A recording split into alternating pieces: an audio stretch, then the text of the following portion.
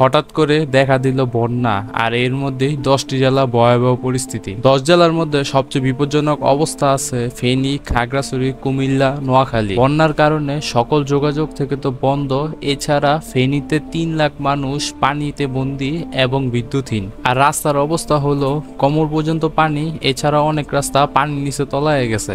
হাতে গোনা কয়েকটা বাড়িঘর ছাড়া প্রায় সকল বাড়িঘর, শিক্ষা প্রতিষ্ঠান এবং দোকানপাটে কোমর পর্যন্ত পানি অথবা হাঁটু পর্যন্ত পানি উঠে গেছে। বাংলাদেশের উত্তর পূর্বাঞ্চলের জেলাগুলোর মধ্যে এত ভয়াবহ বন্যা হয়েছে কারণ অতিরিক্ত বৃষ্টি, এছাড়া ভারতের বাঁধগুলো খুলে দেওয়ার কারণে। ভারতের গজলডোবা বাঁধ এবং ডুম্বুর বাঁধ যদি না খুলে দেওয়া হতো তাহলে এতটা ভয়াবহ পরিস্থিতি হতো না।